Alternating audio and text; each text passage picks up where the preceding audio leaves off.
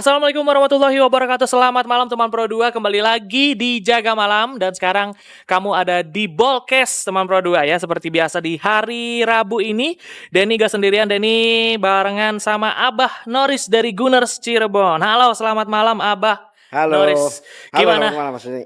Gimana udah memulai Piala Dunia, Bah? Berarti udah hampir berapa hari nih? 17 3 hari. enggak dong. 17 5 harian. 5 hari, 5 12 hari, ya. 12 12 mulai. Gimana, Bah? Masih Sesuai apa? apa namanya prediksi Abah kah sejauh Hmm, ini hasil-hasil dari group stage di matchday pertama?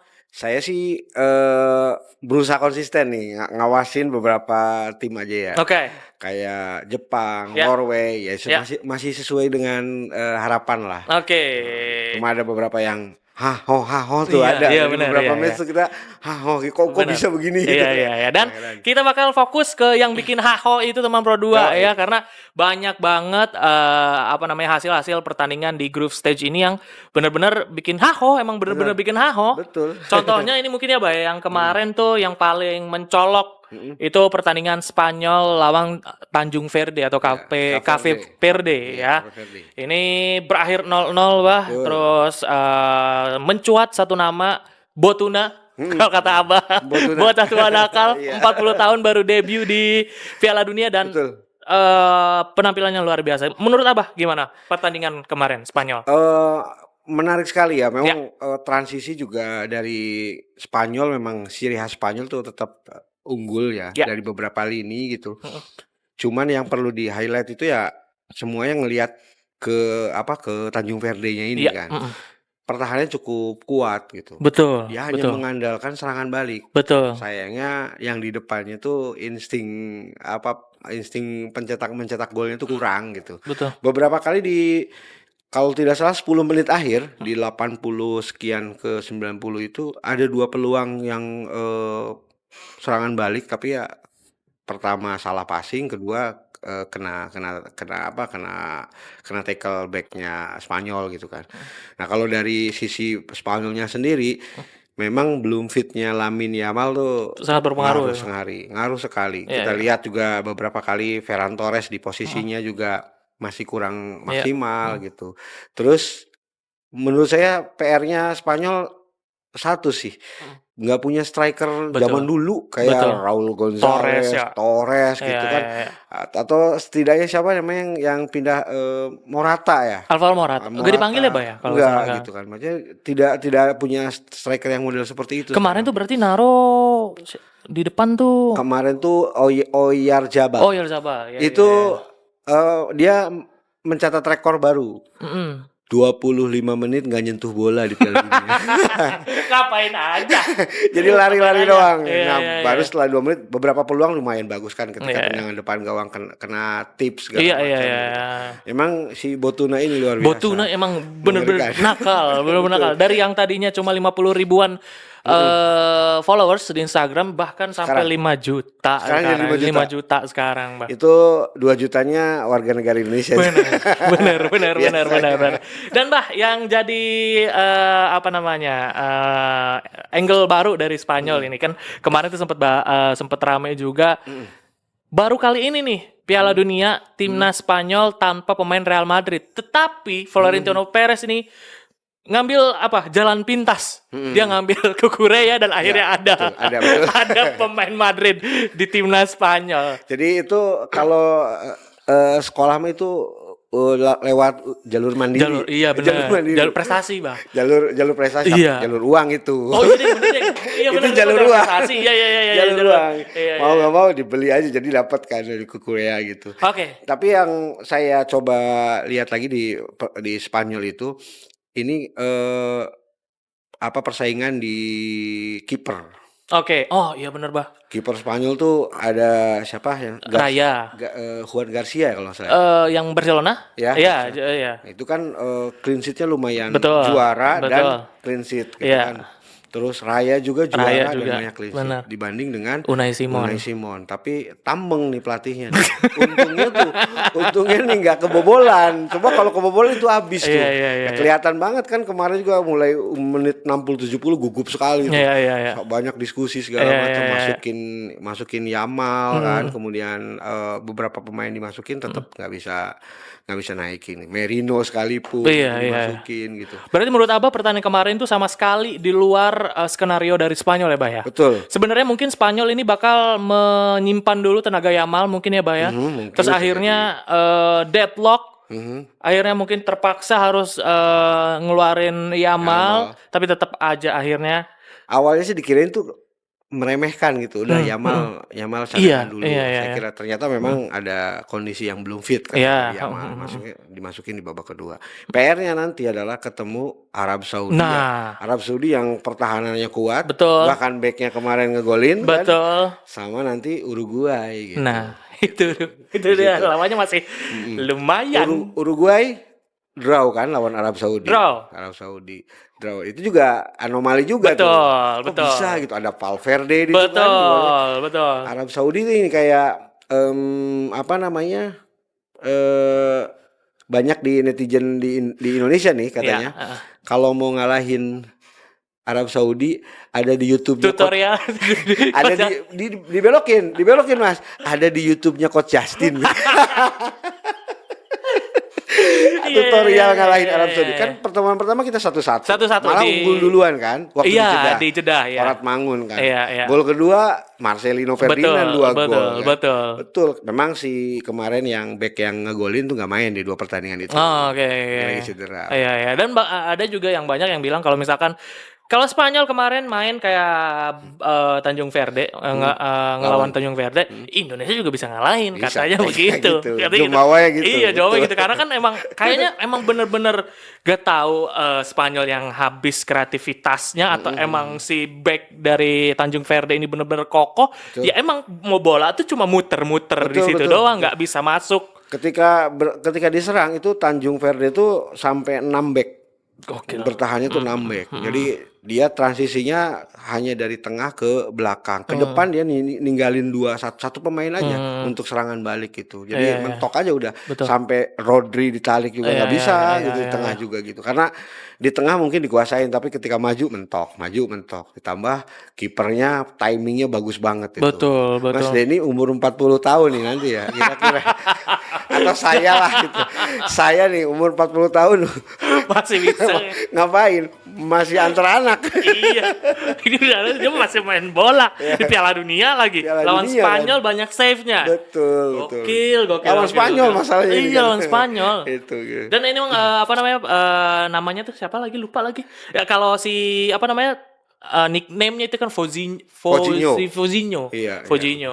Gitu. Dan Bah kalau ngelihat pertandingan lain lagi Bah yang mungkin agak mengejutkan, ada tadi Arab Saudi versus Uruguay Bah ya, yang kita juga udah ngobrolin kalau misalkan si Arab Saudi tuh ya mungkin udah sekelas sama kita Bah ya. Bisa dibilang sama timnas Indonesia ya. Nah, ini sekelas Uruguay tidak bisa mengalahkan Arab Saudi. Yang salah yang mananya nih Bah?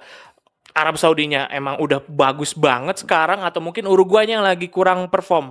Kalau kita ambil positif dari Arab Saudinya ya, kelebihan dari Arab Saudi memang disiplin posisinya kuat sekali. Bertahannya tuh lumayan. Betul. Gitu. Ada Al-Jauhari dan Mohamed El Amri ini kan lumayan ketat di belakangnya. Jadi ya disiplin, kemudian bantu ke serangan lewat sayap juga lumayan gitu. Jadi kelebihan dari Arab Saudi situ kompak sama disiplin di antar posisinya gitu. Kalau misalkan Uruguay ya. Kalau Uruguay sih secara individu jago sih, bagus. Kualitas individu kan banyak pemain Eropa juga kan Uruguay. Valverde, kipernya pun kan kiper kawakan. Betul. Muslera kan kiper yang sangat kawakan gitu. Cuman memang mentok di garis pertahanan ini aja sih Arab Saudinya gitu. Jadi depannya pun masih belum punya striker. Nunes ya Nunes is still Nunes lah gitu aja gitu. Asal tahu aja sebagai pecinta bola Inggris mah ya tahu lah Nunes kayak gimana Nunes ya. tetap aja Nunes. Oke. Berarti emang pertahanan dari Arab Saudinya yang sangat kokoh ya, Bang. Si Uruguaynya masih masih belum punya striker yang mumpuni buat memanfaatkan umpan-umpan manis dari Valverde. Kayaknya dia kalau di highlight dari beberapa pertandingan, kayaknya memang beberapa tim ini tuh lebih mengandalkan pertahanan yang rapat gitu. Kayaknya match pertama nih kita harus ngamanin poin dulu atau gimana gitu. Kita cari peluang gitu kan. Bermain rapat di belakang tuh luar biasa gitu, disiplinnya gitu. Kelihatan banget gitu kan. Yang gol juga nggak banyak, benar, gitu kan. Benar. Cuman Jerman aja yang gol 7-1 sama Swedia, 5-1 Tunisia. Swedia. Yang terus akhirnya dipecat si pelatihnya. Oh iya. Iya betul itu. Terus bahkan kemarin sempat terjadi rekor yang belum terpecahkan selama beberapa 50 tahunan. Yang rekor di salah satu hari Piala Dunia itu pertandingan 4-4-nya imbang semua.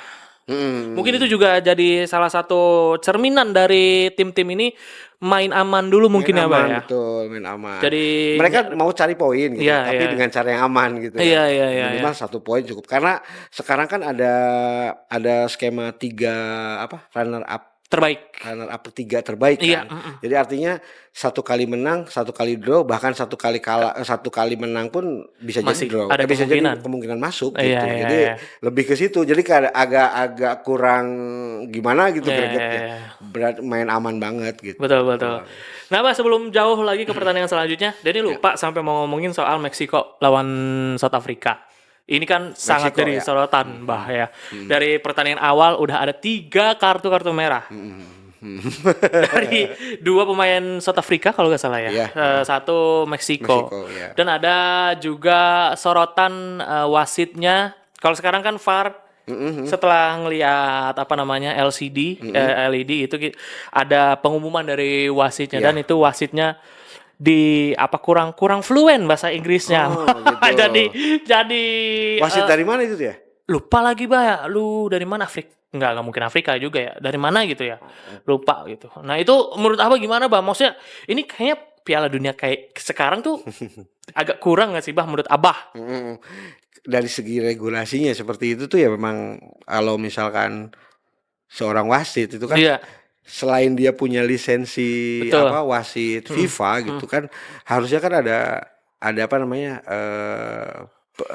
lampirannya lah. Ketika mempunyai lisensi FIFA, ya dia harus sudah bisa bahasa Inggris, harus fluent gitu kan. Kalau enggak ya dicurigai kok bisa lolos kayak gitu kan. Karena kan kalau jadi wasit FIFA dia dari konfederasi mana, Asia sekalipun bisa mimpin kemana aja kan, ke Eropa kemana gitu kalau Piala Dunia. Makanya ada aneh di situnya gitu. Tapi itu urusan FIFA sendiri. Bahkan ketika ada wasit yang ditolak, yang dari Somalia. Dari Somalia itu ditolak, si presiden FIFA itu siapa namanya? Gian Infantino. Siapa depannya saya lupa. Infantino ketika ditanya wawancara juga kan jawabannya normatif sekali gitu. Normatif sekali dan gelegepan lah kalau kata bahasa kita mah kan. Kita diam tuh bukan berarti kita tidak tidak mengapa-ngapain. Tapi kita sedang mencoba mencari jalan segala macam. Ya gimana, orang Piala Dunia udah jadi kok, udah jalan. Orangnya udah balik gitu masa ada match yang akan di reshuffle ini kan juga. Benar. Kan. Tapi Denny kemarin dapat kabarnya kalau misalkan fee-nya emang dibayar full ke si wasit yang ditolak itu. Cuma kan kalau sebagaimana orang kerja, apalagi dia punya expertise di bidang sesuatu kan, bukan cuma uang aja yang dicari gitu kan. Perlu Porto lah ibaratnya. Perlu Porto pernah memimpin Piala Dunia dan sebagainya kan, itu sebuah ini. Dan satu yang lagi rame tuh hydration break. Nah, itu muncul iklan dan sebagainya. Banyak pemain juga kacau kayak gitu tuh. Banyak kacau kayak gitu. Tadi siang itu pertandingan Jordania versus Austria. Nah, itu sebelum hydration break di babak pertama itu Austria itu mendominasi. Betul. Setelah hydration break itu udah kacau. Betul, Austria. Itu tuh kalau di pertandingan yang seperti itu kan yang namanya di cabang olahraga ini namanya time out kan, Iya, kayak gitu kan. Itu kan memang benar-benar buat apa namanya, buat mengganggu mentalitas dan betul. sebagainya. Terus apa namanya, selain memang buat apa, break gitu Iya, kan, tapi ya banyak juga yang jadi alasan sebagai taktik. betul. Contohnya dulu kita lewat dulu nih cabur tenis. Iya. Tenis tuh Venus Williams. Venus Williams tuh dulu waktu merintis dari karir kecilnya itu dia tuh sempat ketemu di turnamen besar dengan tenis anak-anak nomor 1 gitu. Kalah tuh, ketinggalan si petenis nomor 1 itu tuh. Kemudian dia minta breaknya gak tanggung-tanggung. Katanya pencernaan sampai setengah jam. Ketika setengah jam dia mah di dalam, si Venus kan di lapangan banyak kalah lah situ. Mental down. Nah, itu perbedaannya di situ gitu. Di futsal pun ketika lagi tensinya tinggi, time out kayak gitu kan. Musuh tuh aduh kita lagi enak kayak gitu kan gitu. Tapi mungkin Mbak perbedaannya kalau misalkan di futsal, di basket juga ada kan kalau nggak salah time out, volley juga ada time out. Ada semua. Nah itu kan sesuai keinginan kita kan, Mbak. Maksudnya kita jatah time out kita masih dijatah kan. Betul, memang bagian dari strategi mereka pelatih juga gitu. Nah kalau ini kan emang udah harus di tengah-tengah, betul. di tengah-tengah babak gitu. Karena udah di ini. Itu kan sama sekali nggak bisa, maksudnya nggak bisa menggunakan hydration break itu sebagai taktik tuh nggak bisa gitu kan. Memang nggak bisa. Cuma di beberapa tempat itu kan memang ada yang kelembabannya tinggi, panas, harusnya kan disesuaikan. Bolehlah hydration break itu ada, tapi disesuaikan misalkan durasinya 3 atau menit kan waktunya dan sebagainya, jangan terlalu ini. Jadi gak usah dipukul rata gitu. Beberapa pemain tuh mengeluhkan itu karena RPM lagi tinggi, di stop gitu kan. Jadi kita kan berhenti ngobrol-ngobrol, manasin lagi gitu kan. Yang tadi diobrolin bisa bubar. Benar. Oke, Wah, kita balik lagi ke hasil yang bikin mengejutkan ya di group stage match day pertama ini. Setelah tadi kita ngomongin soal Arab Saudi yang lawan Uruguay dengan hasil imbang 1-1 teman Pro 2. Ada satu partai yang tadi Abah bilang off air ini salah satu partai terbaik di Piala Dunia 2026 ini. Belanda versus Jepang. Gimana, Bah? Pendapat Abah? Jepang udah bisa dikategorikan sebagai kalau di Eropa tim kelas atas lah di Eropa lah. Setuju. Dan kalau menurut saya sih sebagai warga negara Indonesia di kualifikasi grup itu yang kuat memang Jepang dan Indonesia sebenarnya. Iya. Setuju. Cuma karena faktor X Indonesia itulah gitu kan. Padahal Jepang pun ibaratnya kita match terakhir itu lawan Jepang kan. Sebenarnya kalau misalkan ya ini harapan saya ketika lawan Arab Saudi atau lawan sebelumnya kita ngamanin poin, kayaknya Jepang juga udahlah nggak usah unbeaten, nggak apa-apa kasih dah. Mungkin bisa aja kayak gitu kan. Dosa masa lalu dan sebagainya gitu kan ibaratnya tuh. Kita berharapnya kan ke situ gitu kan. Kita berharap ke situ. Tapi ya di match terakhir Jepang mau dikalahin juga udah nggak bisa nolong gitu. Udahlah silakan bertempur di babak selanjutnya kan gitu. Nah kalau misalkan dari match yang Jepang lawan Belanda, saya meng-highlight itu posisi kirinya Belanda. Saya sempat lempar tweet ya, dan itu lumayan direspon banyak orang. Bahwasanya kalau mau ngobrak-abrik Belanda itu kata saya itu obrak-abrik sisi kirinya. Backnya dipres terus. Dumfries. Dumfries itu tipikal pemain sumbu pendek. Jadi kalau misalnya udah kena tekanan, dia mungkin akan blunder ataupun dia akan berpelanggaran gitu. Maju ke depan, ada Gak PO nih. Iya. Ada Gakpo nih Iya, di situ, ada Gakpo gitu kan. Gakpo ya dengan style waktu di Liverpool kayak gitu, beberapa kali peluang juga dia coba masuk cut Iya. inside segala macam, hasilnya jong dan sebagainya. Nah, itu longgarin aja biarin. Justru yang harus diwaspadai itulah yang di sebelah kanannya. Sebelah kanan waspadai kalau ini sama pergerakan siapa namanya? De Jong. De Jong, Frenkie De Jong. Frenkie De Jong itu main mobile di Ya. situ. Kalau misalkan Belanda ya gitu. Nah, kalau dari sisi Jepangnya, wah udah cakep banget Jepang. Beneran cakep banget. Mentalnya luar biasa gitu kan.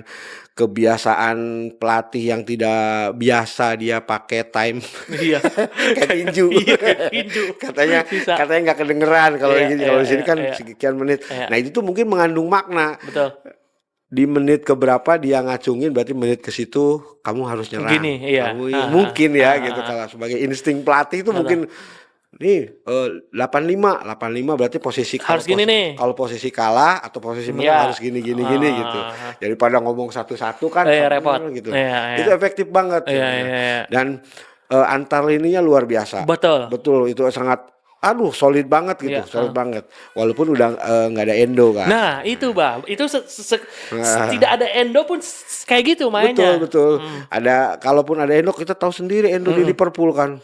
Dia cedera itu sebelum dia cedera panjang di Liverpool itu pada saat main dia udah tahu cedera tapi dia tetap lari dengan satu kaki gitu ya. Kaki yang sakitnya cuma nempel dikit. Dia tetap lari dan orang-orang pada tahu kemudian ditarik dan akhirnya bener kan cedera lumayan lama kan sampai akhir musim kan nggak main lagi gitu.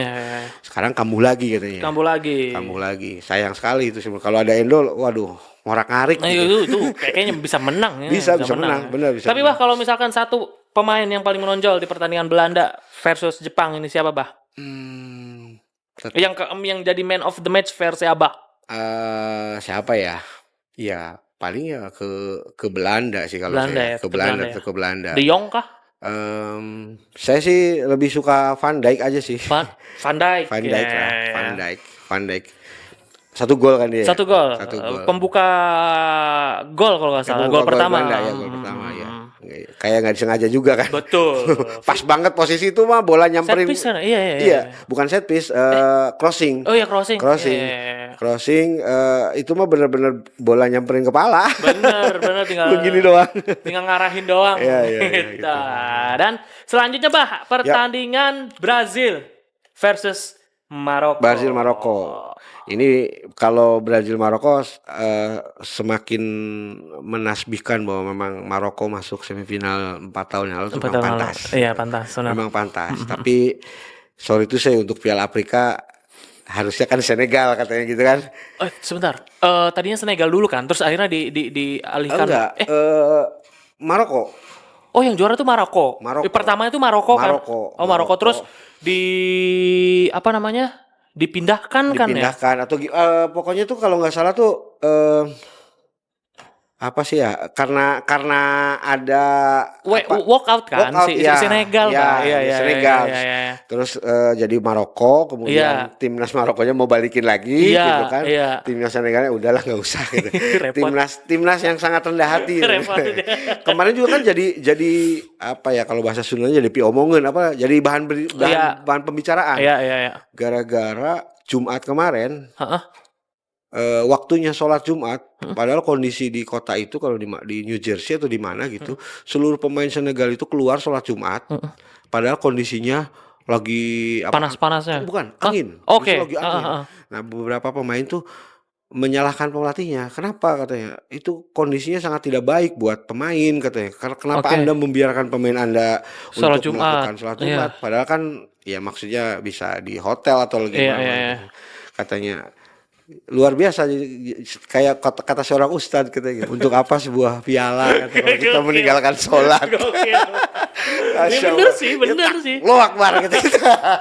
Pemain-pemainnya memang seperti itu gitu kan. Iya. Nah, kalau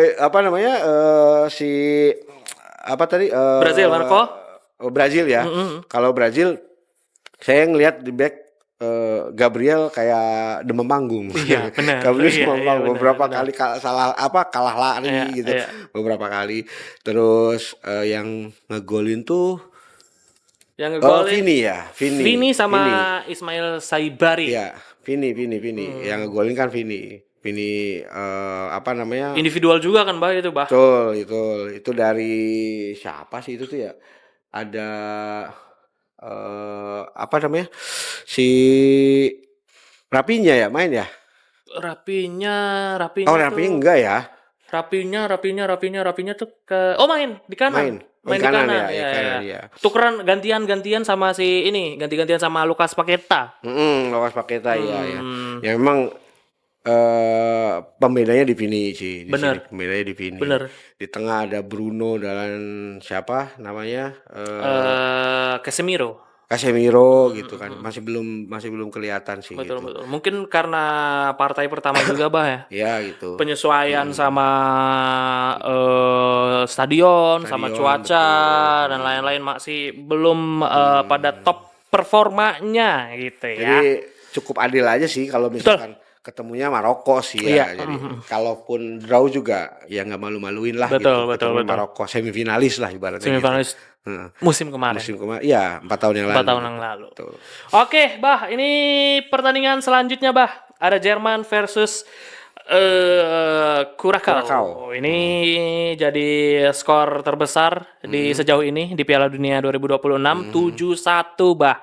Bahkan Curacao ini sempat mengejutkan dengan bisa menyamakan kedudukan. Iya betul. Nah, Satu-satu. betul. Pandangan Abah gimana? Ini sih kelengahan kalau pas kebobolan si Ya. Jerman tuh ya, kelengahan sih emang, kelengahan back gitu, kelengahan back. Cuman tipikal Jerman ya, kalau misalkan ya ini masih ketemunya cobaan tuh belum berat lah, bener, Curacao gitu. Yang biasa kalau kita ke kafe minum Blue Curacao katanya. Ada minuman Oh iya, Blue Curacao. namanya. Namanya Blue Curacao Oh gitu. iya. Jadi memang itu minuman khas dari Curacao. Curacao ya. Oh. Ada sirupnya tuh warnanya biru. Oh, Kayak model-modelnya inilah, model-modelnya apa namanya? Soda. Oh, oke, Udah oke. dikasih apa? Heeh, Jadi berlapis-lapis tuh. Oh, oke. Merah, kuning, atasnya biru. Nah, itu Blue Oh, Curacao namanya iya, gitu iya, ya. iya. Apa namanya? Mereka ngerosting sebelum permainan, ngerosting Jerman itu dengan kata-kata itu katanya. Oh iya. Iya, minuman yang kalian minum itu adalah budaya kami katanya. Terus Cywar. ya Cywarnya. Pelatihnya kan Dick Advokat kan. Dick Iya, Advokat. iya. Itu adalah lebih paham bola daripada 20 sekian pemain kalian gitu. Oh di ini tuh halo Jerman kayak gitu dia tuh. Jadi memang siap kalah ya udah aja kita Iya, Cywar aja lah gitu Cywar kan aja. gitu. Kayak gitu. Nah, jadi ngegolin satu ya statusnya kan menyamakan kedudukan. Bener. Itu udah beda sendiri kan, Iya, menyamakan iya, kedudukan iya. gitu kan. Itu udah sejarah banget. Orang Betul. ini akan jadi pahlawan di Betul. tim nasional, akan disebut terus gitu Betul, ibaratnya bakal tuh. diinget-inget terus. Iya gitu. Kalau Jerman mah mau berapa kosong, berapa kosong. Jerman. Iya gitu. Jerman. Jadi dejavunya karena kemarin lawan Curacao apa lawan Brazil ya katanya gitu. Brazil 2014 kan. Oh Di iya. semifinal kan dibantai 7-1. Oh iya. Waktu 2014 yang 2 golnya kan Andre Schürrle. Kalau sekarang Kai Havertz Kai kan Havertz, gitu. iya. Jadi banyak yang membanding-bandingin gitu. Nyama-nyamain sama Brazil ya. Gitu. Ini Gak jauh beda sama Curacao berarti. betul, match ini berasa main sama Brazil katanya gitu. Tapi yang jadi apa namanya yang Denny apa namanya suka gitu tadi yang Curacao udah gak bisa ngapa-apain, udah kita Iya, mah betul. ceng-cengin aja. Iya, ceng-cengin Jerman aja ceng-cengin udah kayak aja, gitu udah. betul. Udah ceng-cengin. Iya, Jadi iya. nggak ada beban main tuh bener, nggak ada beban gitu. Apalagi pas gol 1, gol kedua udah mulai hype lagi tuh. Iya, Wah, iya. kedua, gol 2, 3, 4 udah los aja gitu. Udah, silakan. Los aja gitu kan. 3-1. Memang langganan Jerman kan berarti dalam sepak bola modern ini cuman Jerman yang punya tabungan gol besar terus ya, Iya, benar, 7-1 betul. gitu kan. Kemarin 5 yang Swedia 5-1 5-1 lawan Tunisia. Iya. Oke, Bah. Nah, itu kan match day pertama, dan match day pertama ini menyisakan beberapa pertandingan lagi di malam hari ini ya.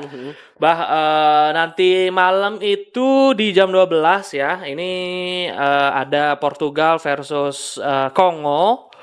Terus ya itu mungkin di atas kertas kita bakal ngelihat Portugal pasti menang.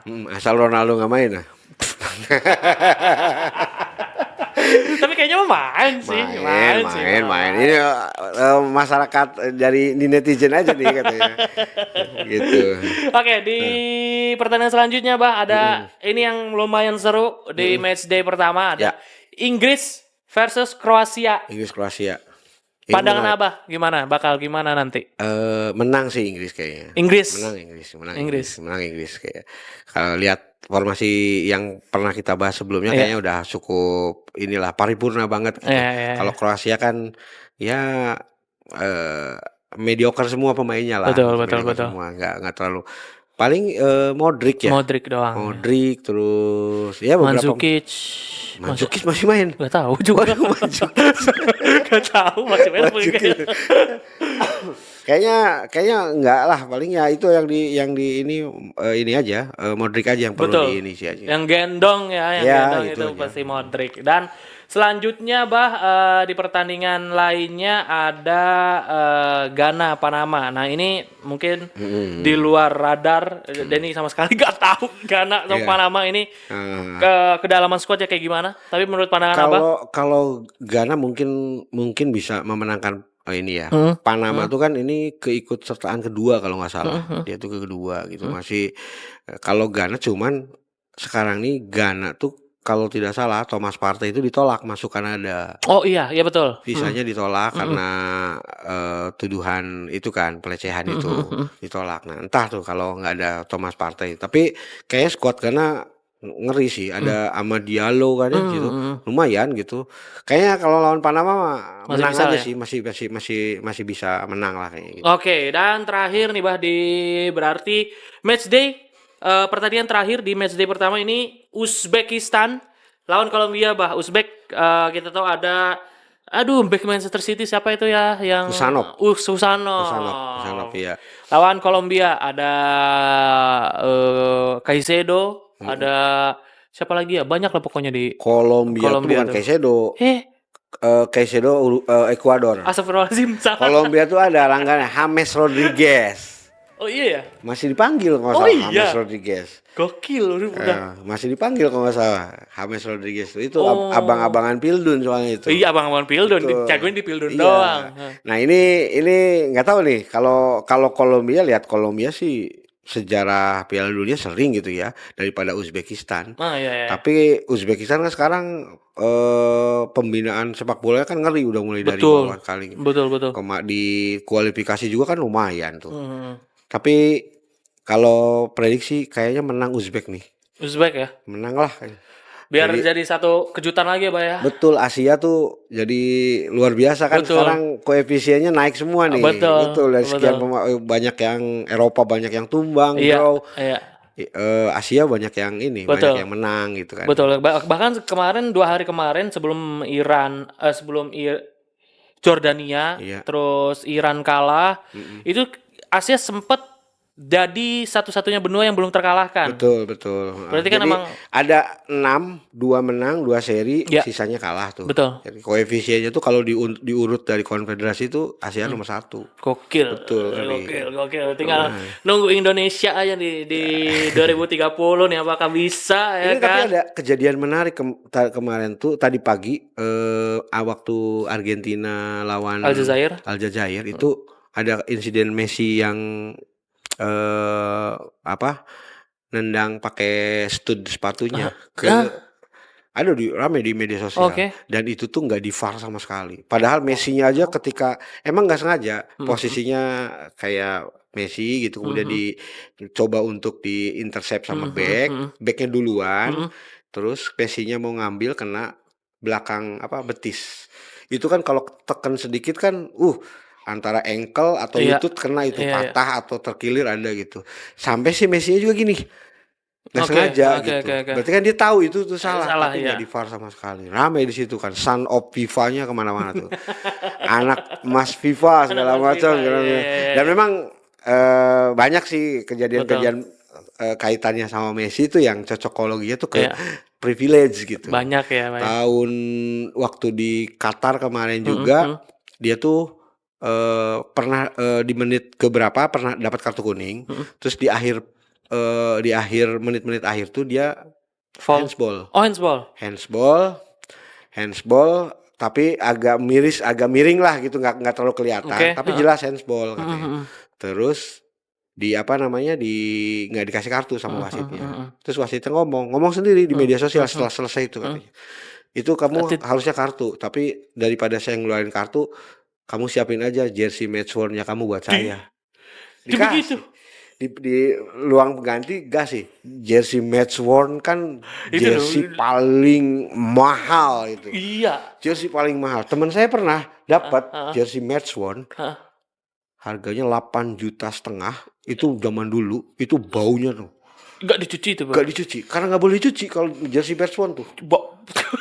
Bener, bekas pakai, ditaro, dikeringin doang. Keringin juga nggak boleh di matahari, cuman ya di ruangan ini sampai kering, dilipat.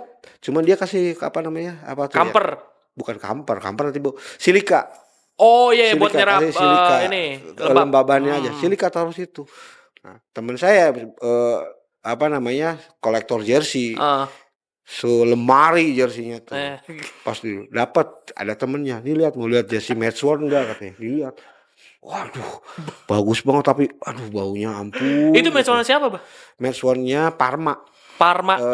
Siapa namanya? Dino Baggio.